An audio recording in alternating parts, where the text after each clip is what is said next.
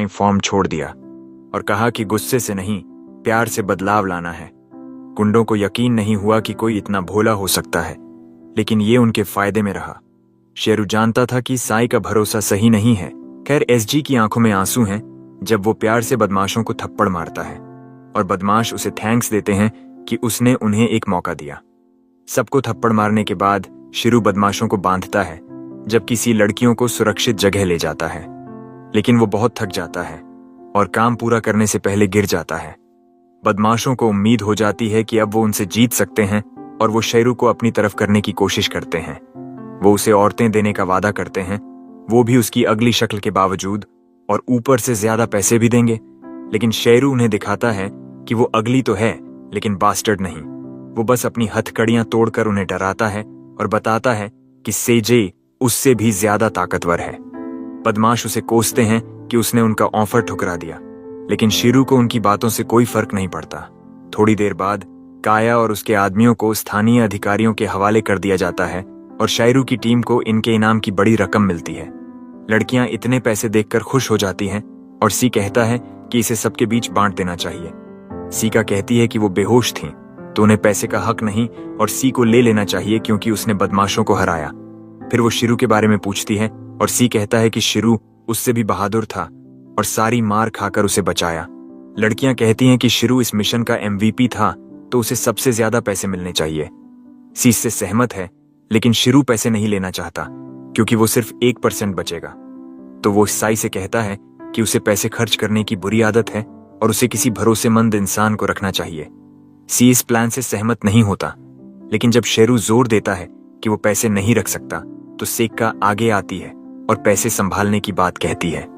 सी को लगता है कि इतनी बेपरवाह और जल्दबाज लड़की के लिए ये अच्छा आइडिया नहीं, लेकिन शेरू उसे पैसे दे देता है क्योंकि इससे उसका सेका पर कर्जा चुक जाएगा जब वो पार्टी छोड़ेगा। थोड़ी देर बाद सेका सी को हैमबर्गर की दुकान ले जाती है और उसे कुछ अच्छा खिलाने की बात करती है। सी सोचता है कि ये उनकी आखिरी मुलाकात हो सकती है क्योंकि अब वो बिना गिल्ट के अकेला जा सकता है। सेका जल्दी लौटती है 2 हैप्पी मील्स लेकर और शेरू पूछता है कि क्या उसे हैमबर्गर बहुत पसंद है। वो बताती है कि उसने 2 दिन पहले पहली बार हैमबर्गर खाया और उसे प्यार हो गया। शेरू यकीन नहीं कर पाता कि उसे असली दुनिया में कभी हैमबर्गर नहीं मिला। खैर, वे खाना शुरू करते हैं और साइका शेरू से उसके स्टैट्स के बारे में पूछती है। शेरू कहता है कि उसके स्टैट्स बहुत बोरिंग हैं और साइका कहती है कि शायद उसे पता नहीं, लेकिन लुक्स घटाने से स्टैट्स बढ़ते हैं। शेरू को पता चलता है कि साइका ने भी ये डिस्कवर किया और वो पूछता है कि क्या उसने भी अपनी लुक पॉइंट्स घटाई। वो बताती है कि उसने उन्हें 16 कर दिया और शेरू यकीन नहीं कर पाता क्योंकि वो बहुत सुंदर लगती है। सेका गर्व से कहती है कि उसने वेलकम स्क्रीन पर स्पेशल नोट में विश की थी कि वो सुंदर बने, और किसी तरह ये उसके कम लुक स्टैट्स को ओवरराइड कर गया। शेरू को अपनी जिंदगी का सबसे बड़ा शौक लगता है जब उसे पता चलता है कि वो भी ऐसा कर सकता था और हैंडसम बन सकता था, लेकिन अब बहुत देर हो चुकी है। तभी सेका को एक बिल्ली दिखती है और वो उत्साह से कहती है कि उसने कभी बिल्ली को इतने पास नहीं देखा। वो सोचने लगती है कि क्या बिल्ली यहाँ आ सकती है। शेरू कहता है कि बस जाकर उसे प्यार कर लो, लेकिन सेका उसे जजमेंटल नजरों से देखती है। फिर उसे एहसास होता है कि शेरू की सलाह सही है और वो भूल गई कि अब वो चल सकती है। वो बिल्ली की तरफ लड़खड़ाते हुए दौड़ती है और शेरू को उसकी हालत समझ आती है। जब वो बिल्ली को प्यार करने की कोशिश करती है, शेरू वॉशरूम जाता है और सेका की मुश्किल जिंदगी सोचकर रोने लगता है। उसे अब एहसास होता है कि असली दुनिया में शायद वो किसी बीमारी से परेशान रही होगी जिससे वो छोटी उम्र में लकवाग्रस्त हो गई। वो उसे दुआ देता है और सोचता है कि क्या कोई भगवान नहीं है। तभी उसे एहसास होता है कि वो इस दुनिया का सर्वशक्तिमान भगवान है और वो हकीकत नहीं बदल सकता, लेकिन सेका की मदद अन्य तरीकों से कर सकता है। तभी सेका दरवाजा खटखटाती है और पूछती है कि क्या उसे दवा चाहिए। शेरू कहता है कि वो ठीक है। जैसे ही वो तरोताजा होता है, उसे पता चलता है कि सेका की बॉडी और बर्ताव में कमी इसलिए है क्योंकि उसका अतीत मुश्किल रहा और इससे वो विलन के निशाने पर आसानी से आ सकती है। तो वो फैसला करता है कि वो उसके साथ रहेगा और तब तक उसकी हिफाजत करेगा जब तक वो पूरी तरह मैच्योर नहीं हो जाती। थोड़ी देर बाद वे इन पहुंचते हैं और एससी एक मीटिंग बुलाता है ताकि अपनी जॉब क्लास तय कर सकें और पार्टी को मजबूत बनाया जा सके। वो घोषणा करता है कि वो हीरो बनेगा, सेका आर्चर बनेगी, ब्लॉन्ड लोली मेज बनेगी और शेरू एपिक फाइटर बनेगा। शीरू को एपिक शब्द अपनी जॉब क्लास में पसंद नहीं आता। सेका अचानक बोल पड़ती है कि वो भी हीरो बनना चाहती है, लेकिन जब शीरू कहता है कि वो एपिक फाइटर बन सकती है, वो तुरंत मना कर देती है। अंत में सी ही ग्रुप का इकलौता हीरो रहता है, तो सेका मेज बन जाती है और लोली हंटर बनने का फैसला करती है, जबकि शीरू अपनी जॉब क्लास पर कायम रहता है। जब वे नई गियर खरीद लेते हैं, सी फैसला करता है कि इलाके के सबसे बड़े शहर की तरफ चलना है, लेकिन उससे पहले वो स्नैक्स के लिए बजट बनाता है, सेका की खर्च करने की आदत को ध्यान में रखकर। इसके बाद मीटिंग खत्म हो जाती है, लेकिन सेका पीछे रहती है ताकि लोली से बात कर सके, जो उसकी पहली दोस्त है। वो बात करने में नर्वस है, लेकिन शायरू चुपचाप उसे शुभकामनाएं देता है। सेका आखिरकार हिम्मत जुटाती है और उसे जंप रोप खेलने के लिए पूछती है। कहती है कि उसने इसके लिए प्रैक्टिस की है। लोली मान जाती है और दोनों लड़कियां कपड़े बदलने चली जाती हैं ताकि खेल सकें। उधर शायू सोचता है कि बात कैसे यहां तक पहुंची। पहले जब वो सेका के साथ शॉपिंग पर था, वो एक कूल हथियार खरीदना चाहती थी, लेकिन शीरू ने उसे खतरनाक चीजें लेने से रोका, कहकर कि सिर्फ एपिक फाइटर्स ही ऐसा इस्तेमाल करते हैं। लेकिन वो ननचुक पर अड्डी रही। फिर शीरू और दुकानदार की अजीब सी साझेदारी से वो स्किपिंग रोप लेने पर राजी हो गई। दुकान से निकलते ही शेरू ने उसे रोप इस्तेमाल करना सिखाया और वो जल्दी सीख गई। लेकिन उसका ध्यान ब्लॉन्ड लड़की की तरफ चला गया और वो उससे दोस्ती करना चाहती थी, भले ही उसका नाम नहीं जानती। शायरू ने उसे दोस्ती के कुछ तरीके सुझाए, जो उसे वर्तमान तक ले आया, जहां वो दोनों लड़कियों को खेलते देख रहा है। ब्लॉन्ड लड़की सेका से रोप स्किपिंग सीख लेती है, लेकिन जब नाम का टॉपिक आता है, वो अचानक रुक जाती है। सीकर समझ जाता है कि वो अपना नाम शेयर नहीं करना चाहती और कहता है कि उसने शायू के साथ पहले इस पर चर्चा की थी और री नाम सोचा था। ब्लॉन्ड लोली सुनकर चुप हो जाती है और फिर रोप स्किपिंग शुरू करती है। आखिर में बहुत ऊंची छलांग लगाती है। सब हैरान हो जाते हैं और भीड़ जमा हो जाती है। उसे अपनी पार्टी में शामिल करने की पेशकश करती है। सेका पास जाने की कोशिश करती है, लेकिन सब उसे इग्नोर करते हैं और एक लड़का उसे धक्का दे देता है। वो रोने लगती है और शीरू को उसे बचाने के लिए आगे आना पड़ता है। लोग उसे मॉन्स्टर कहते हैं, लेकिन री कहती है कि वो उनकी पार्टी का मेंबर है। वो सेका की चिंता भी करती है और कहती है कि वो उसे खुश करने के लिए ट्रिक दिखाना चाहती थी। शेरू कहता है कि बस जवाब दे देना काफी था। री को गिल्ट महसूस होता है और वो रोती हुई भाग जाती है। आखिर में शायरू को सेका को इन तक मनाना पड़ता है, लेकिन जैसे ही वो अपने कमरे में प्रवेश करने वाली होती है, उसे री का एक लेटर मिलता है जिसमें वो माफी मांगती है और निकनेम के लिए धन्यवाद देती है। सेका तुरंत उसे ढूंढने निकलती है, लेकिन शायरू ने पहले ही देख लिया था कि री कोने में छुपी है। वो उसे बाहर आने को कहता है और वो कहती है कि उसे प्राइवेट में बात करनी है। वो कहता है कि बाद में उसे कोर्ट न ले जाए और फिर कमरे में जाता है जहां री एक फ्लाइंग ग्रेवल से माफी मांगती है। शेरू को समझ नहीं आता कि वो उससे क्यों माफी मांग रही है, लेकिन री बताती है कि उसे उसका पूरा कानूनी नाम पता है और वो सी की बातों वाला सेल्समैन भी है।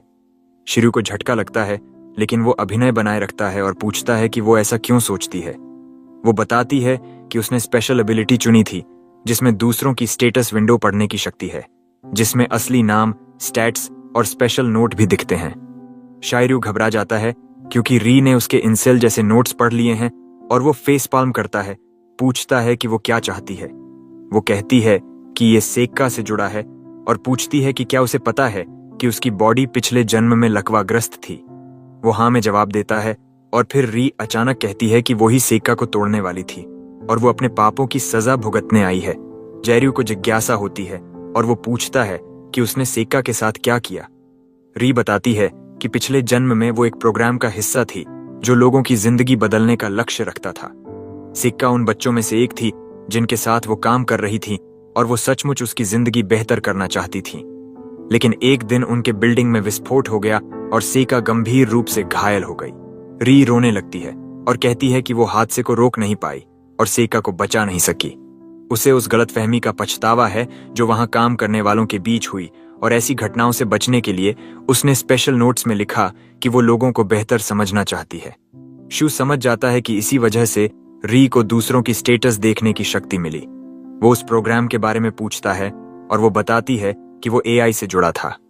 उसकी कहानी शायरू को याद दिलाती है कि सेजी की कंपनी एक एआई प्रोग्राम के विस्फोट की वजह से दिवालिया हो गई थी और वो पूछता है कि क्या वो उसी की बात कर रही है।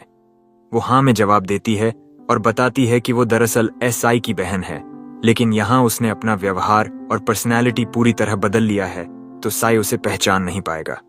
शिरू को उसकी कहानी पर शक है, लेकिन री कहती है कि वो झूठ नहीं बोल सकती क्योंकि ये उसकी स्पेशल एबिलिटी की कीमत थी।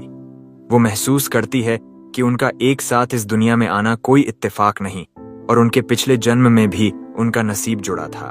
वो जानती है कि शायरू सेका को खुश करना और साजी को बेहतर एडवेंचरर बनाना चाहता है और वो उसकी मदद करने की रिक्वेस्ट करती है।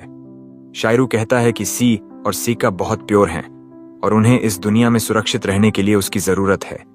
वो री के साथ काम करने के लिए तैयार हो जाता है और वो अपने बाल काट कर अपनी नीयत दिखाती है। शायरू को समझ नहीं आता कि इसमें क्या मतलब था और री कहती है कि सी ने कहा था कि उसे छोटे बाल अच्छे लगते हैं। खैर, इसके साथ वे औपचारिक रूप से एक पैक्ट बनाते हैं ताकि अपने दोस्तों की मदद कर सकें। अगली सुबह वे राजधानी शहर की ओर जाने के लिए तैयार होते हैं और शीरू एक अजीब टर्टल गोट हाइब्रिड क्रीचर लाता है जो उनका सामान ढोएगा। री आखिरी में पहुंचती है और सेका के कहने पर कि उसे छोटे बाल अच्छे लगते हैं, वो भावुक हो जाती है। इसी के साथ उनकी यात्रा शुरू होती है और जल्दी ही उन्हें कुछ मॉन्स्टर्स मिल जाते हैं। सेका अपनी आइस मैजिक से एक को मार गिराती है और जब दूसरा उस पर हमला करता है, सी उसे बचाता है जबकि री उनकी पीठ संभालती है। वे जल्दी ही मॉन्स्टर्स से निपट लेते हैं और सेका अपनी मैजिशियन स्किल शायरू को दिखाती है, जो बस सर हिलाकर कहता है कि वो अच्छी है। सी कहता है कि सूरज ढल रहा है तो कैंप करने की जगह ढूंढनी चाहिए और सब मान जाते हैं। वे वलीरिया शहर की तरफ जा रहे हैं और सेका की एडवेंचर की चाह ने उन्हें पहाड़ों से जाने को मजबूर किया, जो खतरनाक मॉन्स्टर्स से भरे हैं और वहां कोई इन नहीं है। लकीली उन्हें एक खोखला पेड़ मिलता है जहां रात बिता सकते हैं। सेका इससे बहुत खुश होती है। सी पूछता है कि क्या वो फायरवुड इकट्ठा करना चाहेगी या फिशिंग, और सेका कॉन्फिडेंटली कहती है कि वो नदी से सबसे बड़ा मछली पकड़ेगी, लेकिन वो अपनी ही रोब में हुक फंसाती है। शीरू उसे छुड़ाता है और फिर उसे फिशिंग सिखाने ले जाता है, लेकिन उन्हें मछली के काटने का इंतजार करना पड़ता है। अचानक सेका अपनी क्राई बेबी आदत के बारे में बात करने लगती है और कहती है कि वो ज्यादा मैच्योर और शांत बनना चाहती है। शेरिफ कहता है कि ऐसा करने की जरूरत नहीं क्योंकि रोना गलत नहीं है। वो बताता है कि लोग सिर्फ दुख से नहीं बल्कि अपने कंट्रोल से बाहर होने वाली भावनाओं से भी रोते हैं। वो अपने अतीत को याद करता है और कहता है कि लोग धीरे धीरे रोने की क्षमता खो देते हैं, जो उन्हें मजबूत होने से रोकता है। वो सेका से कहता है कि रोना छोड़ने की बजाय उसे ये सीखना चाहिए कि क्या चीज उसके दिल को छूती है। सेका ये सुनकर भी रोने लगती है। तभी री वहां आती है और जब उसे पता चलता है कि उन्हें अभी तक कुछ नहीं पकड़ा, वो नदी में मछलियों को गोली मार देती है और सेका को दे देती है। वो उत्साह से कैंपसाइट पर जाकर सी को देती है। उधर री कहती है कि सेका हमेशा शायरू के साथ खुश दिखती है। वो मानती है कि शायरू वो शख्स है जो दूसरों को आसानी से हंसाया कर सकता है और पार्टी को उसकी मौजूदगी से कई तरीकों से सुरक्षा मिलेगी। शिरू को यह सुनकर शर्मिंदगी होती है, लेकिन वो वापस जाने का फैसला करता है। री उसे रोकती है और कहती है कि वो अपनी पहचान किसी से न बताए क्योंकि इससे ग्रुप बंट सकता है, और वो उसकी बात मान लेता है। जल्दी ही वे कैंप पहुंचते हैं जहां सी और सीका खाना बना रहे होते हैं। खाना खाते वक्त सीका री की तरह बर्ताव करने लगती है और शायरू सी से पूछता है कि वो अपनी यात्रा के अंतिम लक्ष्य के बारे में क्या सोचता है। सी गंभीर हो जाता है और कहता है कि अब भी उनके पास कोई लक्ष्य नहीं है। वलेरिया पहुंचना उनका तुरंत लक्ष्य है और ऐसा इस दुनिया और उसके प्रॉब्लम्स के बारे में जानना चाहता है ताकि आगे का प्लान बना सके। शीरू को उसकी सोच से प्रभावित होता है जब अचानक उसे झाड़ियों से आवाज आती है। एक बुरी तरह घायल और थकी हुई औरत जंगल से निकलकर गिर जाती है जैसे ही शीरू की टीम उसे नोटिस करती है। अपनी नींद में औरत सोचती है कि वो पहले कुछ बदमाशों से भाग रही थी। हालांकि वो इस दुनिया में रीइंकार्नेटेड थी, वो उनसे लड़ नहीं पाई और उसने अपने स्पेशल नोट्स को इसके लिए दोषी ठहराया। पिछले जन्म में वो कम सुंदर थी और उसका बॉयफ्रेंड उसे छोड़कर एक खूबसूरत लड़की के साथ चला गया था। उसके सर्कल में सबने उसे चिढ़ाया और औरत खूबसूरत लड़कियों से नफरत करने लगी। अचानक उसकी नींद टूटती है और वो कैंप साइट पर सेजी के साथ पाती है जो उसकी देखभाल कर रहा है। वो बताता है कि उन्होंने उसके घाव साफ किए और पहला इलाज किया। तभी सेका गर्म पानी लेकर आती है उसे साफ करने के लिए और औरत फ्लिंच करती है क्योंकि उसे उसकी खूबसूरती नापसंद है। ऐसी कहता है कि सेका ने ही उस पर हीलिंग मैजिक की थी। लेकिन इससे औरत का रवैया नहीं बदलता। जब सेका उससे बात करने की कोशिश करती है, वो और इरिटेटेड हो जाती है और सेज से कहती है कि उसे आग के पास ले जाए। सेका को बुरा लगता है, लेकिन शीरू चाहता है कि वो सीखे कि किसी अजनबी की निजता में दखल न दे। साथ ही वो उसे वन आर्म्ड औरत से दूर रहने को कहता है, क्योंकि उसे उसकी सच्चाई पता है। पहले जब औरत गिर गई थी, सी ने शीरू से पानी लाने को कहा था। शीरू नदी की तरफ दौड़ा, लेकिन री ने उसे रोका और उसके चेहरे से लग रहा था कि कुछ गड़बड़ है। उसने बताया कि औरत भी रीइंकारनेटेड है और उसका स्पेशल नोट खतरनाक है। उसने लिखा था कि वो कभी खूबसूरत लड़कियों को माफ नहीं करेगी और उन्हें बेरहमी से मारेगी। दोनों ने सोचा कि वो सेका को निशाना बना रही है। वर्तमान में सजई औरत को कंफर्ट करता है, जो खुद को राया कहती है। वो पूछता है कि क्या उसे खाना चाहिए और वो खुशी से हाँ कहती है। लेकिन जब सेका उसे कटोरा देती है, उसका गुस्सा फूट पड़ता है।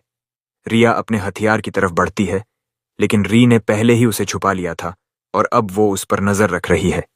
शायरू भी रिया को देखता रहता है ताकि वो कुछ गलत न करे, लेकिन सी और सेका को इसकी भनक नहीं है। सी पूछता है कि रिया को चोट कैसे आई और वो कहती है कि कुछ लोगों ने उनकी पार्टी पर हमला किया और वो अपने दोस्तों से बिछड़ गई। शायरू सोचता है कि इस कहानी में कितना सच है, लेकिन ऐसी उसे मानता है और उसे वलीरिया तक हिफाजत करने का ऑफर देता है। वो खुश होकर मान जाती है, लेकिन जब सेका उसे अपने पार्टी लीडर पर भरोसा करने को कहती है, वो फिर गुस्से में आ जाती है और अपनी चोटिल बांह को नुकसान पहुंचाती है। सी उसे शांत होने को कहता है, लेकिन रिया कहती है कि उसे नदी जाना है। वो सेका से कहती है कि उसे वहां ले जाए और सी कहता है कि वो खुद ले जाएगा। रिया कहती है कि वो नहाने की प्लानिंग कर रही थी और अगर वो साथ जाए तो वो पक्का परवर्ट होगा। सी शर्मिंदा हो जाता है और सेका मासूमियत से पूछती है कि क्या वो परवर्ट है। इससे सी को इमोशनल डैमेज होता है और वो बेहोश हो जाता है। शीरू उसे संभालने के लिए उठता है, लेकिन रिया कहती है कि अगर वो 10 फीट के अंदर आया तो वो चीखेगी। वो कहता है कि उसे भी उसके पास आने की जरूरत नहीं। तभी री आती है और उसे नदी ले जाने की पेशकश करती है, लेकिन चूंकि वो झूठ नहीं बोल सकती, वो अपनी हत्या की नीयत छुपा नहीं पाती। शायू चाहता है कि वो कम से कम अपनी नीयत छुपा लेती, क्योंकि इससे रिया डर जाती है और वो सेका को नदी ले जाने की जिद करती है। सेका को कोई दिक्कत नहीं और वो उसका हथियार भी वापस दे देती है ताकि मॉन्स्टर अटैक हो तो बचाव हो सके। शायरू घबरा जाता है क्योंकि इससे सेका को और खतरा हो सकता है, लेकिन री पीछे पीछे जाती है उसे सुरक्षित रखने के लिए। शायरू भी उनके पीछे जाता है, लेकिन एसजी उसे रोकता है, कहता है कि उसे महिलाओं की प्राइवेसी का सम्मान करना चाहिए। वो कहता है कि रिया खतरनाक है और ऐसी कहता है कि अडल्ट औरत का चार्म सचमुच खतरनाक है। शिव उसे समझाना चाहता है, लेकिन बिना शक पैदा किए वो नहीं जा सकता, तो वो दोनों जगहों के बीच लाइट स्पीड से कूदता है ताकि सेका पर नजर रख सके।